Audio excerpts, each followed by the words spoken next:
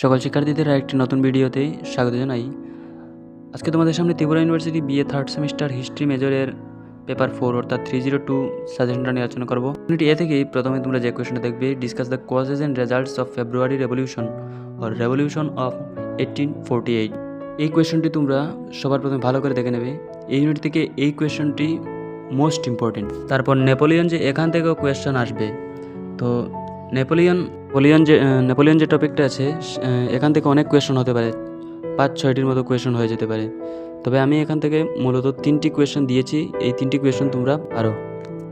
Discuss the background of rise of Napoleon Bonaparte. তারপর second যে question আছে the reforms of Napoleon Bonaparte. Discuss the causes of the downfall of Napoleon Bonaparte. Napoleon থেকে আরও question হতে পারে, যেমন Spanish ulcer বলে একটা কোয়েশ্চেন আছে, অর্থাৎ স্পেনীয় ক্ষত, অর্থাৎ নেপোলিয়ন স্পেন আক্রমণ করেছিলেন এবং এই স্পেন আক্রমণের ফলেই তিনি ব্যর্থ হয়েছেন, অনেক ঐতিহাসিক তা মনে করে।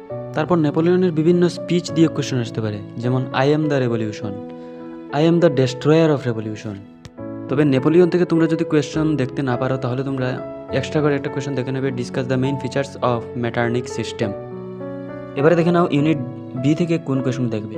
ইউনিট বি থেকে ফার্স্ট যে কোয়েশ্চনটা দেখবে, discuss the causes of the American civil war, assess the rule of Abraham Lincoln. তারপর mention the significances of American civil war. এই কোয়েশনটা তোমরা ভালো করে দেখবে। তারপর সেকেন্ড যে কোয়েশনটা দেখবে, discuss the causes and nature of Eastern Question. তারপর ইউনিট সি থেকে যে কোয়েশনটা দেখবে, discuss the causes or origin and results of Second World War, বা কোয়েশনটি এভাবে আসতে পারে, what led to the Second World War. তারপর সেকেন্ড যে কোয়েশনটা দেখবে, discuss the background and results of economic depression of 1929। তারপর তোমরা যদি চাও একটা এক্সট্রা কোয়েশন দেখতে তাহলে তোমরা এটা দেখে নিতে পারো, discuss the rise of totalitarian regimes in Germany. এবারে দেখে নাও ইউনিট ডি থেকে কোন কোয়েশনগুলি দেখবে, discuss the causes and results of scramble of Africa. তারপর সেকেন্ড যে কোয়েশনটা দেখবে, discuss the causes and impacts of rise of new imperialism. এই দুটি কোয়েশন তোমরা ভালো করে দেখবে, এই দুটি থেকে একটি অবশ্যই আসবে। তবে তোমরা যদি চাও এক্সট্রা কোয়েশন দেখতে তাহলে তোমরা এটা দেখে নিতে পারো, discuss the rise of working class and working class movement.